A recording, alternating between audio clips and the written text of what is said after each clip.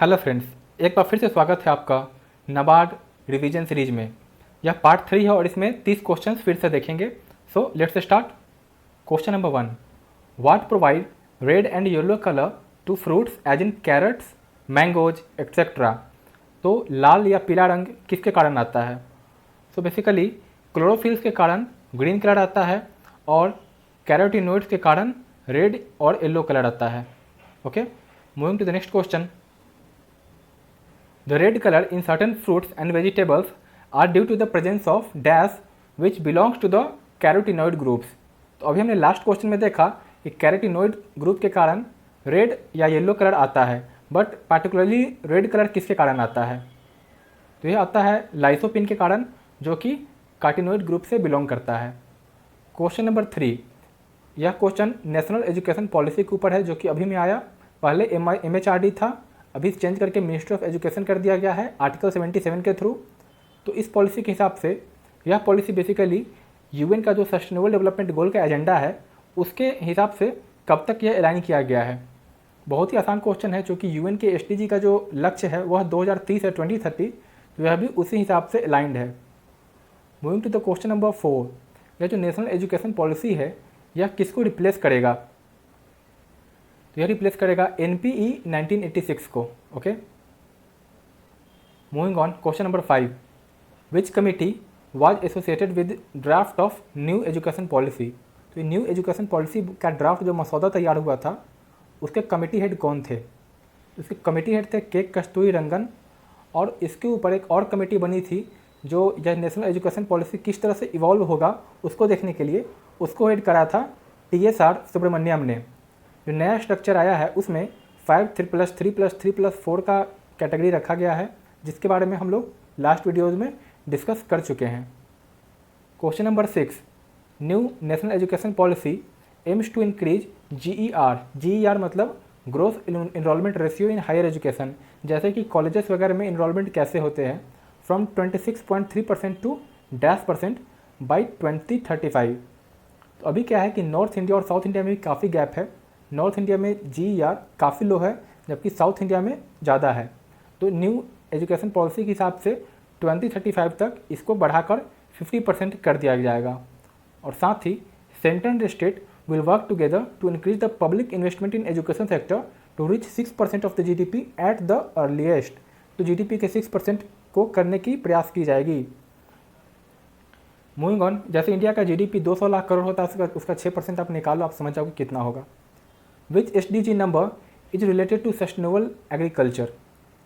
तो 2, 3, 4, 5 आपको कौन सा लगता है? Right answer is SDG 2। SDG 2 में होता है नो हंगर, इसका मतलब फूड सिक्योरिटी लोगों को प्रोवाइड करना। SDG 2 इसका आंसर होगा। Name the first triple disease resistant of tomato. तो टोमेटो की एक प्रजाति आई है जो कि लगभग काफ़ी बीमारियों को रजिस्ट करता है, उसका नाम है अर्क रक्षक या अर्क सम्राट। इसको डेवलप किया गया है इंडिया में। उसी तरह चावल की भी एक वैरायटी विकसित की गई है, उसका नाम है पूसा 1151। तो आप इसे याद रखना, अर्क रक्षक और या फिर अर्क सम्राट टोमेटो के लिए और पूसा 1151 पैडी के लिए।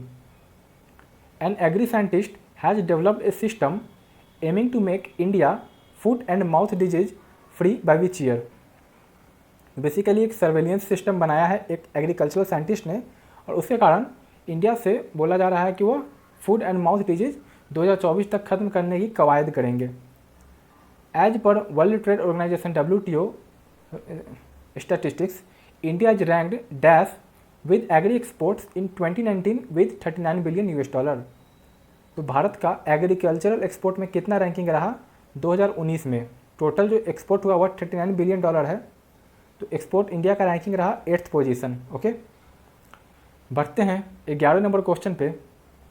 आपको उस वेब पोर्टल का नाम बताना है जो कि भारत में बना है बेसिकली ऑर्गेनिक फार्मिंग के लिए। आसान से सवाल है, इसका नाम है जैविक खेती।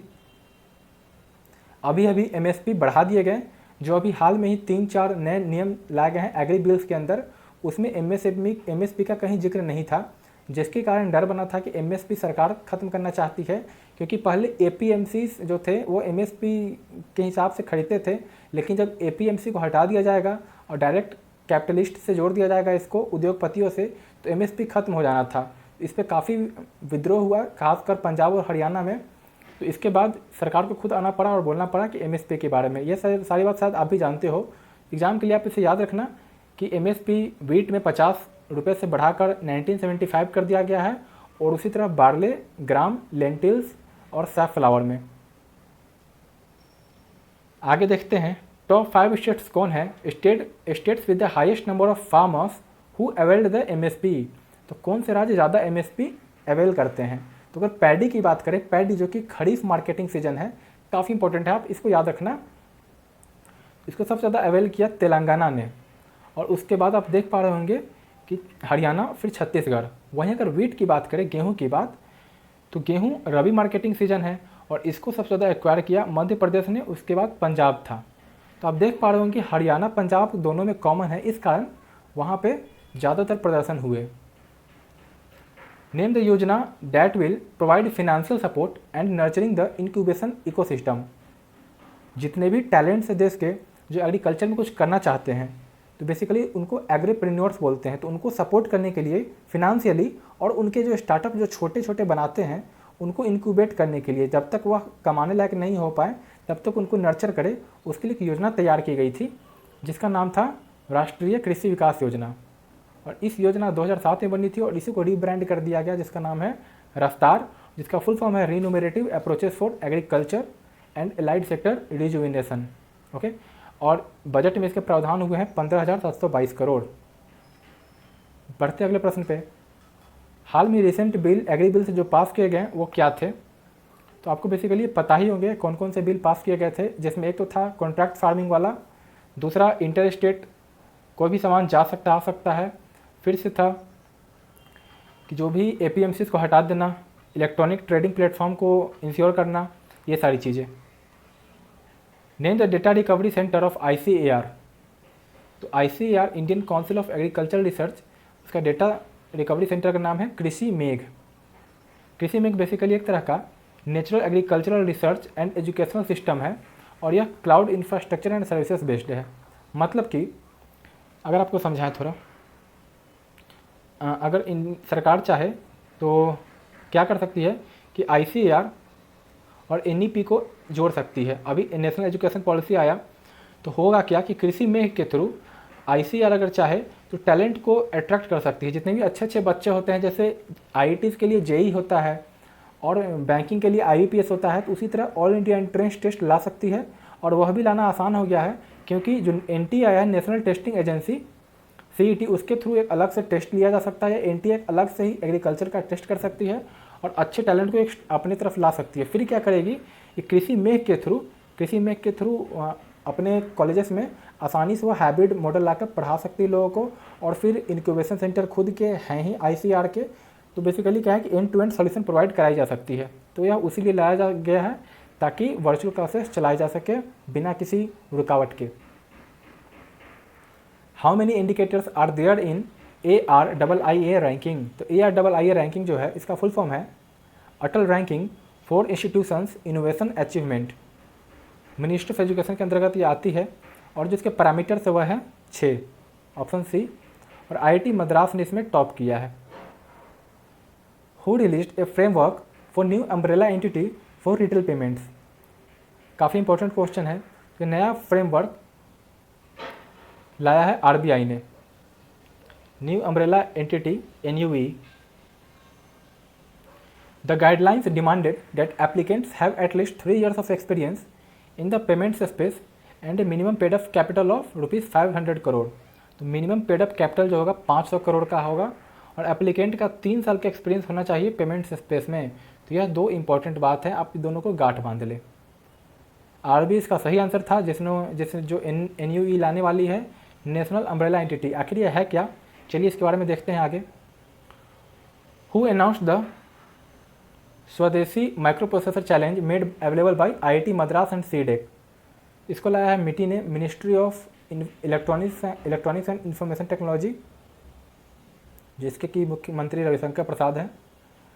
भारत का रैंकिंग क्या रहा अफोर्डेबल इंटरनेट कनेक्टिविटी में।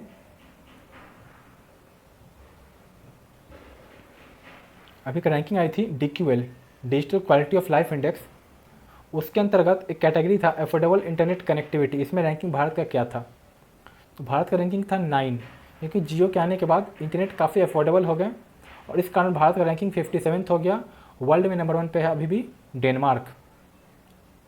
एट प्रेजेंट, अभी प्रेजेंट तक भारत में केवल NPCI है, national payment corporation of India, एक नॉन फॉर प्रॉफिट कंपनी है जो कि सारे रोल परफॉर्म करती है। तो भारत सरकार चाहती है कि इसके पैरेलल इसी जैसा एक NUE बन जाए, नेशनल अम्ब्रेला एंटिटी, जिसके बारे में पीछे मैं बात कर रहा था। इसके तहत no single promoter shall have more than %% of investment in the capital of NUE। तो किसी प्रमोटर का कितना % से ज़्यादा इन्वेस्टमेंट नहीं हो सकता है NUE में? इसका सही जवाब है दोस्तों 40%, ऑप्शन सी। बहुत ही इंपॉर्टेंट क्वेश्चन है। मूविंग टू क्वेश्चन नंबर 20, यह फिर से NUE के बारे में क्वेश्चन है, new umbrella entity. A minimum net worth of ₹10 crore shall be maintain at all times. तो पेड अप कैपिटल तो आपको पता ही है कि 500 करोड़ मिनिमम होने चाहिए। पेमेंट स्पेस में 3 साल का एक्सपीरियंस भी होना चाहिए। उसी तरह यह जो आपका मिनिमम नेट वर्थ है हमेशा किसी भी पर्टिकुलर टाइम पे या मेंटेन होना चाहिए, वह है 300 crore. 21, the entity will be entitled to set up, manage and operate new payment systems in the retail space such as ATMs, white लेवल POS means point of scale, Aadhaar based payment and remittance services. तो इसका सही answer है दोस्तों option E, सभी। Okay. Application जो NUE के दिए जाने हैं RBI को, वह फरवरी 26 लास्ट डेट है। And the umbrella entity shall begin operations with in 6 months to 1 year from the date of in principle approval जो कि RBI देगा। Which country is a part of supply chain resilience initiative? तो इसके part हैं India, Japan, Australia तीनों, Finland नहीं है। Who attended the 6th round table of ASEAN India network of think tanks AINTT? इसको अटेंड किया भारत के external affairs minister S Jaishankar ने। आप ASEAN मेंबर कंट्रीज को देख पा रहे होंगे, इसमें कौन कौन से आते हैं? 10 देश हैं, Myanmar, Thailand, Cambodia, Singapore, Indonesia, Laos, Vietnam, Malaysia, Brunei और फिलीपींस। इस बार का थीम क्या था? AINTT का थीम था strengthening partnership in the post Covid era, और यह AINTT का एस्टेब्लिशमेंट हुआ था 2009 में, और यह भी हुआ था कहाँ? थाईलैंड में हुआ था, बैंकॉक में। PMEGP was launched by MSME bye which year? तो यह लॉन्च हुआ था 2008 में। ओके। फ्लेवोनोइड